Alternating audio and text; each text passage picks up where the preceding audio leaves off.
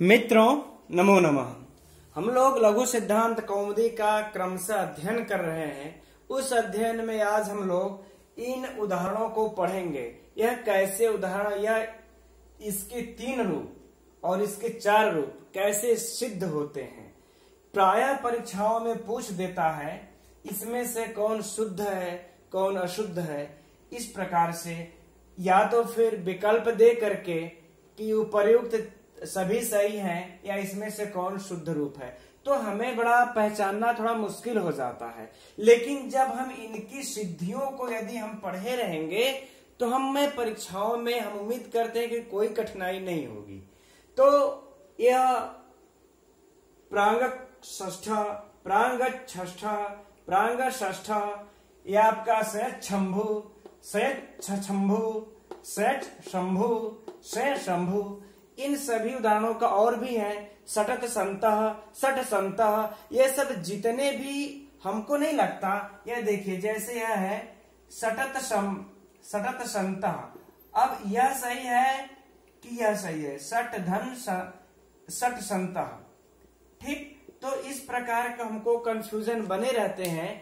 तो इनकी सिद्धियां कैसे होती हैं उन सूत्रों द्वारा हम लोग क्रमशः अध्ययन करेंगे।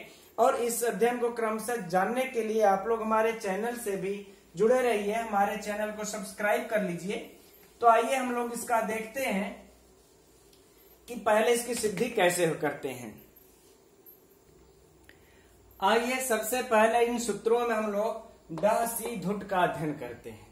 यह कैसा सूत्र है? विधि सूत्र है। ठीक है, यह किसका विधान करता है? यह भी कभी कभी परीक्षाओं में पूछता रहता है। तो यह जानिए, यह धुट का विधान करता है, अर्थात धुट का आगम करता है ना। धुट का विधान करता है या धुट का आगम करता है। ठीक, यह हम जान लेंगे। अब इसके अर्थ को हम लोग पढ़ते हैं, समझते हैं। करा ड, इस ड में विभक्ति को देखेंगे पंचमी एकवचन, सी में विभक्ति को देखेंगे सप्तमी एकवचन, और हम लोग धुट में विभक्ति को देखेंगे प्रथमा एकवचन। अब इसके बाद अर्थ तो इस तरह से बन रहा है, लेकिन हम लोग इसका एक आगम ले लेंगे वा का, अर्थात विकल्प से। विकल्प से क्या कर रहा है, अब आइए देखते हैं। करें ड, ड अर्थात डकार के परे, चूंकि पंचमी है, आगे सप्तमी है, सप्तमी पर में होती है सूत्र के अनुसार। तो सकार को परे होने पर, ठीक, डकार के परे सकार होने पर धुट अर्थात धुट का आगम हो जाता है। वाह अर्थात विकल्प से। अब देखिएगा, अब ऐसे समझ लेते हैं। ड है, ड से परे श है, तो अब हमें विकल्प से यहां पर अब धुट का आगम कर देगा, लेकिन कहां पर करना है यह हमें भी कंफर्म नहीं है। इस धुट का आगम करना है। देखिए, व्याकरण के प्रक्रिया में जब भी कोई भी हम क्या करते हैं, उसमें कोई भी कुछ अंश जोड़ा जाता है तो हम उसे आगम कहते हैं। अब यह आगम मित्रवत होते हैं। जैसे एक मित्र घर में आकर के अतिथि रूप में आपके पास में बैठता है, उसी प्रकार से यह आगम भी होता है।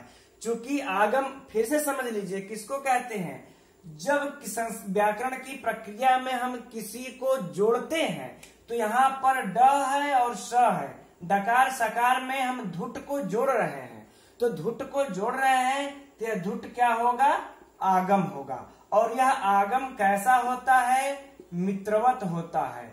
मित्रवत कहने का अर्थात जैसे मित्र आपके घर में आकर के अतिथि के रूप में बैठता है, कहाँ? आपके बिल्कुल पास में बैठता है, वैसे ही यह आगम मित्रवत होकर के इन शब्दों के साथ बिल्कुल पास में बैठेगा। ठीक, और कहा जाता है, इसीलिए हम इनको क्या कहते हैं? मित्रवदागमा भवंती। आगमों को हम क्या कहते हैं? मित्रवदागमा भवंती।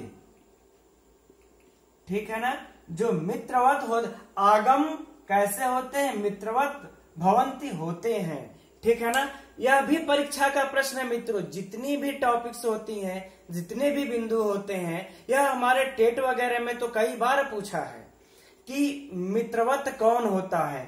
आगम होते हैं, आदेश होते हैं, इस तरीके से विकल्प दे दे करके पूछता है। तो प्रश्न कहाँ से पूछ देगा परीक्षाओं में, कोई ठीक नहीं है। इसलिए प्रत्येक बिंदु को गहनता से पढ़िए, सूक्ष्मता से पढ़िए, उससे याद रखिए। तो मित्रवदागमा, मित्रवत आगम, आगम कैसे होते हैं, मित्रवत होते हैं, भवंती होते हैं। ठीक, अब आदेश कैसे होते हैं, यह देखिए शत्रुवत होते हैं। यह कैसे होते हैं, शत्रुवत। अर्थात जब कोई आदेश होते हैं तो उनको हटा करके आदेश कर दिया जाता है। जैसे हम लोग जब स्वर संधि पढ़ रहे थे तो क्या क्या कहते हैं, उसमें आदेश कर देते हैं। जैसे हम कह रहे अ और ई जब मिल जाता है, दोनों के स्थान पर क्या आदेश हो जाता है, ए। तो इन दोनों को हटा करके आदेश हो रहा है, इसलिए जो आदेश होते हैं वह शत्रुवत हो जाते हैं और जो आगम है वो मित्रवत होते हैं। अब इस व्याकरण शास्त्र में जो प्रायः जो हमारे आगम होते हैं वह प्रायः आगम क्या होते हैं, टित, कित और मित। यह हमारे प्रायः यही आगम होते हैं। टित आगम उसको कहते हैं जिसमें से ट क्या हुआ हो, इत हुआ हो। इस ट को क्या हुआ हो, इत हुआ हो। जैसे हम कह देंगे धुट, तो धुट में जब ट इत हो गया होगा तो इसको हम टित बोलेंगे, है ना। ट इत हुआ हो जिसमें ऐसे आगम, तो धुट हमारा कैसा आगम है, टित आगम है। क इसमें जब कहते हैं हम कुक, ठीक, तो हम कह देंगे क इत हुआ है, ठीक है ना। तो हम इसमें से क इत हुआ है तो हम इसको कित बोलेंगे। मित, हम जब नुम का आदेश करते हैं तो इसमें से म की इत संज्ञा हो जाती है। म की इत संज्ञा हो जाने के कारण हम इसको मित मित बोलते हैं। लेकिन यह आदेश कहाँ कहाँ होते हैं वह हम लोग पढ़ेंगे भी, लेकिन यह हमारे जो है आदेश होते हैं। तो खैर हम बता देते हैं। अद्यंतो टकितो जो आकर के सूत्र कहता है कि जो टित है यह आदि में होता है। हमारे जो समूह है, शब्द है, जो प्रत्यय है, उसके कहां पे होते हैं, आदि में। और कित कहां पर होते हैं, अंत में। जब भी यह आगम होगा, जब भी यह जोड़ा जाएगा उसके अंत में जोड़ा जाएगा। और जो मित होते हैं वह कहां पे जोड़े जाते हैं, कहते हैं कि अंतिम अच के बाद, अंतिम अंत अच के बाद यह जोड़े जाते हैं। ठीक है, तो इस प्रकार से इनको जोड़ा जाता है। अब हम आगे बढ़ते हैं। आगे इसमें जो है कि धुट का देखिए आगम हो रहा है डकार के परे। हम लोग यहीं पर थे कि डकार के परे धुट का आगम हो रहा है। तब देखिए हम लोग इसका उदाहरण मिलता है षड धन संत। ठीक, अब यहां डकार है, यहां सकार है। इस ड के परे स में अब धुट का आगम करना है। किसका आगम करना है, धुट का। लेकिन यह धुट का आगम कहां होगा, यहां होगा, यहां होगा, यहां कहां होगा, यह तो इस सूत्र में स्पष्ट है नहीं। यह तो सिर्फ यही कहता है कि डकार के परे सकार हो तो धुट का आगम होता है। षड संता हिंदी देखेंगे, 6 संत। ठीक है ना, ये इसकी हिंदी हो गई, राइट। लेकिन हम इसको आगम करने से भी पहले हम देखेंगे इसमें कोई सूत्र प्रवृत्त हो रहा है क्या। तो आप लोग इतना पढ़ चुके हैं, स्वयं देख सकते हैं कि यहां पर हमको खरीचय मिल रहा है। क्यों, ड झल प्रत्याहार के अंतर्गत आता है और यह हमारा खर प्रत्याहार के अंतर्गत है। झल के परे खर होने पर इस झल को चर आदेश हो जाता है। खरीच हमारा यही कहता है। तो इस सूत्र के या इस कंडीशन के अनुसार हमें यहाँ पर खरीच तो प्राप्त हो रहा था, लेकिन खरीच जो है इसके दृष्टि में असिद्ध है। ये जो ड सी धुट सूत्र है इसके यह 8 3 29 का है। हम बार बार इस पर फोकस करते रहते हैं आप लोगों को कि यह देखिए कौन से सूत्र सिद्ध है कौन सा सिद्ध है। जो सिद्ध है उनको पूर्व में लगाइए और जो असिद्ध है उनको पर में लगाइए, उनको बाद में लगाइए। तो यह 8 3 29 का है। यदि हम देखेंगे कि हमारा खरीचा, तो हमारा जो खरीचा है वह 8 4 54 का है। 8 4 54 यह हमारा खरीचा है। तो यह त्रिपादी के तो दोनों सूत्र हैं, लेकिन इस त्रिपादी में यह पर में आया है या पूर्व में आया है, तो इसके दृष्टि में यह असिद्ध हुआ। तो हम खरीचा को न प्रवृत्त करके हम डासी धुट को प्रवृत्त हम करेंगे। नहीं तो यदि हम खरीचा को पूर्व में ही यदि प्रवृत्त कर देंगे यहां पर, तो यह डासी धुट हमारा यह सूत्र काम ही नहीं कर पाएगा। आप ही सोचिए, जब हम इसको चर आदेश हम कर देंगे तो यहां पर सट धन संता जो है तो अचर होकर के क्या हो जाएगा, सट धन संता, यह चर आदेश हो गया खरीचा के द्वारा। तो जब चर आदेश हो जाएगा तो अब हमारा डहसी धुट काम ही नहीं करेगा, क्योंकि यह डकार के परे सकार होगा तभी बीच में या कहीं भी धुट का आगम करेगा, धुट को जोड़ेगा, धुटावयव करेगा यह। तो इसलिए हम पहले 8 3 29 8वें अध्याय के तीसरे पाद का 29वां सूत्र को जो डहसी धुट है इसको प्रवृत्त करेंगे, फिर खरीचा को प्रवृत्त करेंगे। तो जब हम इसको प्रवृत्त करते हैं तो हमारा धुट का आगम हमें मिल जाता है कि अब यहां पर धुट का हमें आगम कर देना चाहिए।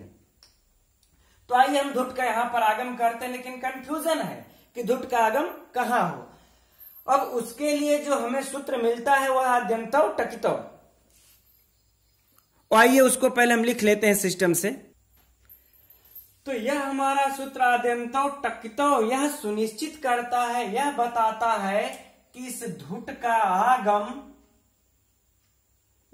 आगम षड्धन समता में कहां हो। यह कहता है आद्यंतव।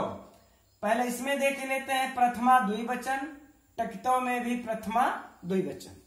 आद्यंतव अर्थात आदिश्च अंतश्च इतरेतर द्वंद्व, आदिश्च अंतश्च अद्यंतव, यह इसमें कौन सा समास है, इतरेतर द्वंद्व समास है। यह क्या कहता है, आदिश्च है ना और अंतश्च अर्थात आदि और अंत में हो। अब कौन आदि में हो, अब यहां से देखिए टकितव बहुव्रीहि समास, इसमें कौन सा है, तो ये कहते हैं टित। अब क्रमशः लिखेंगे, ट के बाद का है तो कित, ठीक। तो आद्यंतव टकितव क्या कहता है कि जब जो टित हो, जिसमें ट का इत हुआ हो, ऐसा टित आपको आदिश्च शब्द के आदि में, जो प्रत्यय उसके आदि में प्रवृत्त होगा, और अंतश्च और जो कित है वह अंत में प्रवृत्त होगा। इस हिसाब से हमारा जो धुट हुआ यह संत के आदि में प्रवृत्त हो जाएगा। अब आदि में प्रवृत्त हो जाएगा आद्यंतव टकितव से, तो क्या बन जाएगा, षड धन धुट धन संत, यह बन गया, ठीक। आद्यंतव टकितव द्वारा यह संत के आदि में हुआ, लेकिन किस सूत्र से धुट यहां प्रवृत्त हुआ है, डसी धुट से यहां धुट का आगम हुआ है। और किस सूत्र से संत के पूर्व में आगम हुआ है, आद्यंतव टकितव से। अब यहां पर क्या होगा, ट की हलंत्यम से, इस ट की हलंत्यम से इत संज्ञा हो जाएगी। फिर क्या बचेगा हमको, ऐसे लिख देते हैं षड धन। देखिए यहां पर धुट जो आगम होगा यह अनुनासिक होगा, तो जब इसकी इत संज्ञा हो जाएगी और हलंत्यम सिद्ध संज्ञा इसकी हो जाएगी, और उ की भी जो उपदेश अनुनासिक इत से, यानी कि ऐसे समझा देते हैं आप लोगों को ट का किससे, हलंत्यम सिद्ध संज्ञा, और जो ध में जो ऊ है इसकी किस सिद्ध संज्ञा होगी, उपदेश अनुनासिक से होगी ना, उपदेश अनुनासिक इत से इत संज्ञा होगी, और दोनों की इत संज्ञा हो करके हमारी तस्य लोपा से लोप हो जाएगा, तस्य लोपा से लोप हो गया। अब हमें क्या बचा यहाँ पर, महज मात्र ध मिलता है। हमें यहाँ पर बस सिर्फ ध मिलता है और ध के आगे अब क्या हो गया, संतः। ठीक,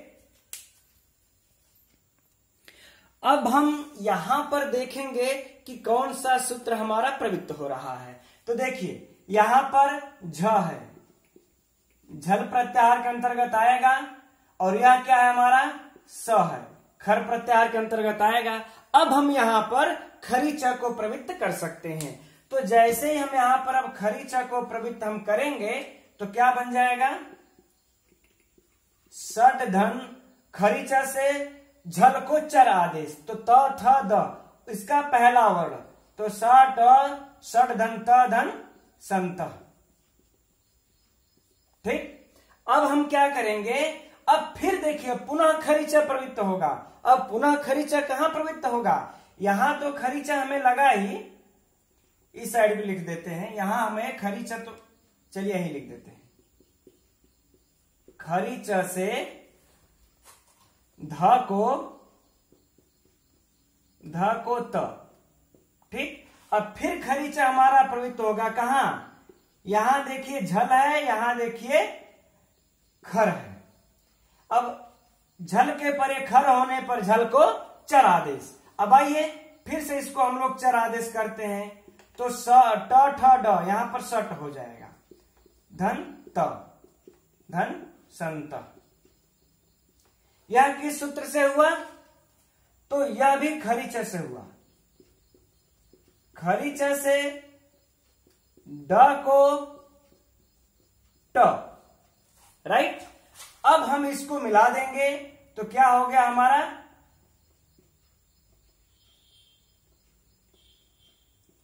सटत संत, यह रूप बन गया। ठीक, लेकिन यह कब बनेगा, जब हमारा विकल्प से धुट आगम होगा, जब यह धुट का आगम होगा। जब इस धुट का आगम नहीं होगा तब क्या हमारा बनेगा, तब सीधे सीधे क्या हम करेंगे, सट धन संता को जो सीधा सीधा है यहां पर खरीचा लगा देंगे। खरीचा लगा करके क्या हो जाएगा, सट धन संता, आपका हो गया सट संता।